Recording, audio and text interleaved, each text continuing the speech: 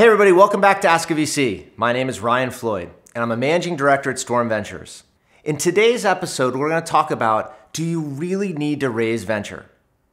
The stats just came out, and $300 billion was put into venture companies in the first half of this year. That's like 4x what it was just a few years ago. Venture is not the right fit for so many businesses, which may seem strange coming from a venture investor. But I want to talk to you about whether it's really a fit for you.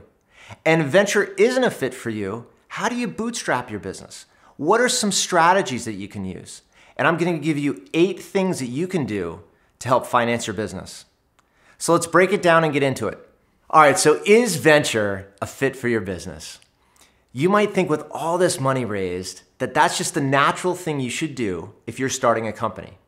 But I'm here to tell you that it just doesn't fit so many of the businesses out there.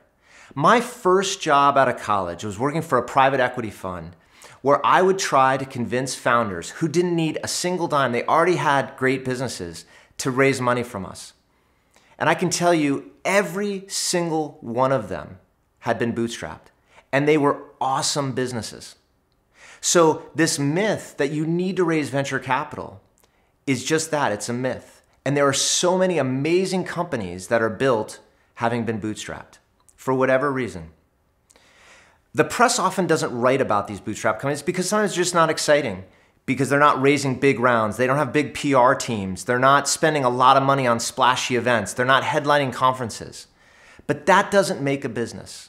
Venture is absolutely not a requirement. And you might think like, well, name some of these companies. My favorite example is Walmart. Walmart was absolutely a bootstrap business. You know, Sam Walton, it's an amazing story. And as a side note, if you haven't read Made in America, it is just a fantastic autobiography to give you the Walmart story. It's amazing that, he basically took his lessons and his learnings from a very small 5 and dime store in Bentonville, Arkansas. And at the age of 44, opened up his first Walmart, nearby without a single dime of venture capital. And there's many other examples like that. So you can build a business without doing it. And what are the reasons not to take venture capital, even if you can? The reasons are sometimes businesses just don't scale quickly with the addition of dollars. I'm in the business as a venture investor to essentially create opportunities where we can fundamentally accelerate growth. That's what my investors expect. And if you take money from a venture investor, they're going to expect dramatic growth. And if you can't grow the business, maybe because it takes people or there's special skills that are required, where just the application of dollars is not going to help you grow fast. It's literally like putting rocket fuel into a moped. You're likely going to blow up. Venture capital can drive you right off a cliff because venture investors are going to try to get the business to grow much faster with the dollars that they've given to you. So it's really a question that you ought to think through to see whether or not that's really the path you want to go down. And I haven't even covered the questions about maintaining control of your business, not giving up any equity. I mean, just to mention the equity, obviously, if you can maintain 100% of the equity in your business and not have to give it to a venture investor, any of it, it creates an amazing opportunity for you as a founder. So now we've heard why maybe not venture, let's talk about why maybe you should think about bootstrapping and how to do it.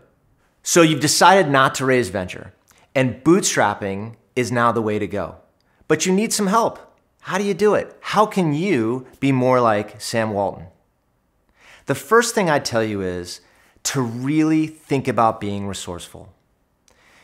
There are so many resources that are in front of you that you can take advantage of that you probably aren't really thinking about. And you might be thinking too that you need all these things that maybe you don't need. For example, you don't need that flashy, big splash PR release. Because I just told you that almost $300 billion was raised just in the last 6 months. That's just an incredible amount of noise that it doesn't make any sense to compete with that. So focus on those things that you can control and not on those things that you can't. Think about a product, an idea that really solves a customer problem and not some massive feature list that requires 30 engineers and 6 months to go build, because that's going to take resources beyond what most folks can do with bootstrapping. Paul Graham of YC put together a great essay several years ago around do things that don't scale. And I think it's great advice when you're just getting started. You might think, getting 1 user, 2 users for whatever you want to sell, getting 1 customer, 2 customers, I'll never be able to build a business that way. And it's just not true. That's how everybody starts. The whole field of dreams, build it and they will come, does not work.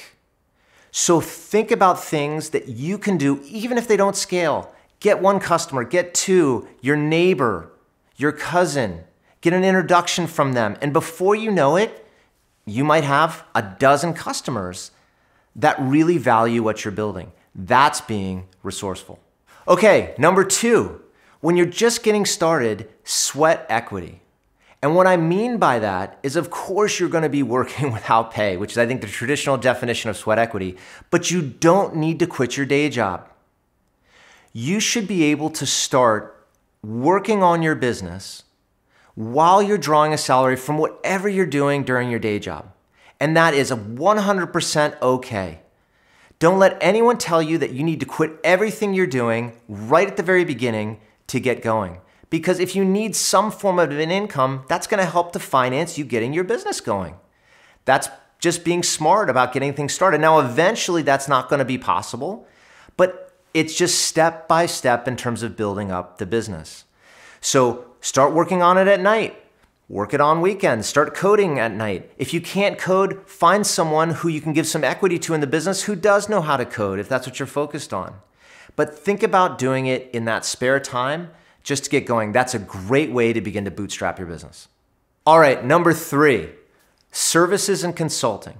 Now this really applies to B2B SaaS, which is my domain, where if you're building a product, it's likely that your customers would love as much help with that product as you're willing to give them.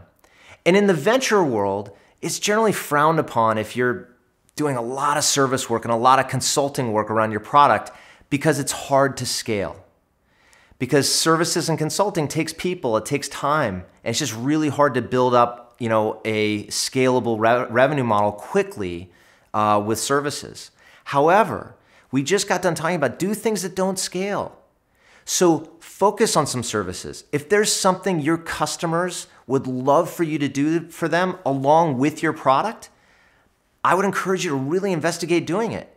Because not only will it provide cash flow for you, but it gives you a great excuse to spend more time with your customers. And the folks that are paying you money are the ones you should be listening to. Not advisors, not customers who talk to you about features that they may or may not want but haven't written you a check, but the customers who are actually buying something from you. They're absolutely the most important voices out there in the noise. And so by doing some consulting, by doing some service work, that's a really great way to not only get closer to the product functionality that you need to build, but also generate cash flow. Okay, number 4, prepay revenue. So as we're moving along with these bootstrapping strategies, now we're starting to get into the point where you actually have something maybe you can sell to somebody. You've actually solved the problem. Now, if you can convince a customer, because you've solved such a pain point for them, to maybe prepay, to maybe instead of paying monthly, to pay you annually, to give you more money today in advance of paying, for the product service in the future. You'd be amazed at how many customers will be willing to do that for a variety of reasons. And it's not out of charity. They're doing it because they want to stay close to you because you're solving a problem for them. The money for them, from a corporate standpoint, it may not be very much, and they know they value your product, so they're happy to help you out along the way. And it's amazing if you think about it. If you're selling a product, let's say from, let's make up a number, $5,000 a month. $5,000 a month is fantastic. But imagine instead of that, they give you a check for $60,000. And imagine if you didn't have one customer, you had 2 or 3, before you know it, you might be able to start hiring more people, just simply based on that strategy of getting customers to prepay for the product that you have for them. So number 5, debt.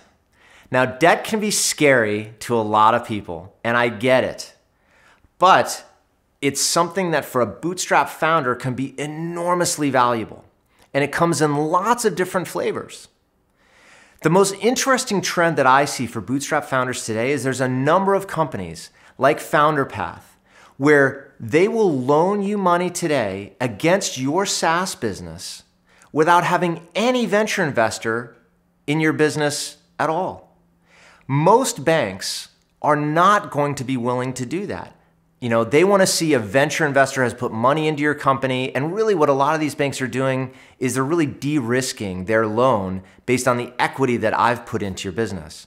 But there's a number of firms now, like FounderPath, that will loan you money without any venture investor involved. And they do it based on your SaaS revenue, and it's formulaic, and it can really help bridge you between customers, between features, month to month, depending on your cash flow needs. It may be hard to use one of these lines to grow aggressively, to really invest, but we're not talking about that here. We're talking about a situation where you want to continue to grow your business, albeit perhaps modestly, but with a relatively low cost of capital, certainly low cost compared to taking money from a venture investor. And then there's other forms of debt. You might have a mortgage on your house. Maybe you're able to get credit cards, and those are all great sources of additional capital. I'm not going to advocate that anyone mortgages their house and gets themselves into a situation where they can't possibly climb back out of it. But at the same time, I think for you as a founder, taking some risk personally, financially, that makes a ton of sense too. So that's a balance you need to find, but debt is an amazing tool. Okay, number 6, incubators and accelerators. Gosh, this is something that has just changed tremendously over the last 20 years since I've been a venture investor. But there are so many organizations today that are targeting you as a founder, even if you're bootstrapped, that want to help you be successful. Many of them are local, like Techstars. You know, some of them are like YC that have a very tight filter and, you know, very difficult to get into, and everything in between. These programs are awesome because oftentimes there's some capital for you attached with them, and they have great curriculum. They have a great community. You're going to learn a ton by getting involved with them. So that's another source of capital. And when you come out the other side, you'll probably have a much better sense of what that financing path for you will be going forward, having gone through it. So look for accelerators and incubators, whether across the country, across the world, or just locally in your town. Number 7, alternative funding. So this is kind of a catch-all bucket, but there are a number of other ways to find funding other than venture investors or incubators or from your customers. There's likely going to be angels locally that are looking to fund companies, and they're individuals. They don't have a fund like I do. They don't have LPs, and they're often looking for businesses where, you know, they might have an affinity for it. They know something about it. And so look for those angel groups locally. They likely have meetings, or you can get connected to them and get to present, and that can be a great source of funding locally. There's also now, it's just amazing that these things have developed over 20 years, these platforms like Kickstarter, where you can raise millions of dollars now on these platforms. Now they skew generally towards consumer products, you know, because it's a retail investor that's going to be interested in that, where they have some resonance with what it is that you're building. But that may be a great fit for you. And realize you have to do a lot of promoting on those platforms. It's not turnkey, you know, just put yourself up on the platform and you raise millions of dollars. It takes a lot of promoting.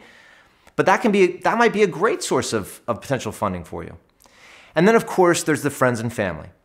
Now, friends and family, I know everyone doesn't have access to that, but you may know someone, or someone in your family may know someone that just gives you the opportunity to just pitch and present. And you should really get out there and try to convince some friends and family to invest in the business. And I am not talking about taking 100% of your grandmother's savings and investing it in your startup. Because after all, it's a startup and it's risky. So be thoughtful about the money that you're taking from friends and family, especially friends and family, because you just want to make sure that if you do lose their money, you feel okay about that with the risk. But friends and family is absolutely a great source, and many, many, many Bootstrap founders end up going to friends and family for funding. All right, number 8, and finally, controlling your expenses. Now, this isn't a funding source, but it is critically important because every dollar you don't spend is a dollar you don't have to find a source for. And I have never met a successfully bootstrapped company that wasn't relentless in their control of expenses, much more so than even venture-backed companies, because they're so careful about where those sources of capital are coming from that just want to be very careful where you spend it. You don't want to hire high-priced consultants. You don't want to go to expensive, useless conferences, because that's not going to help drive your business forward. You want to be an incredible steward of the resources that you have and have that focus on really building the business. I mentioned the PR splash early on. That can be an incredible waste of money, especially because it's usually not successful. So really think about really where your expenses are and where you can get the biggest bang for your buck for every dollar that you spend. And if you control your expenses and you focus on those other sources of capital, most importantly, including your customers, you can bootstrap your business. All right, well, I hope that was helpful. Trying to think about whether or not you want to really raise venture and the consequences of raising venture versus maybe bootstrapping is the way to go. And I hope those 8 tips can help you think about bootstrapping a business. If you like this video, please leave a comment, hit the subscribe button. I'd love to hear from you. And until next time, thanks for watching AskAVC.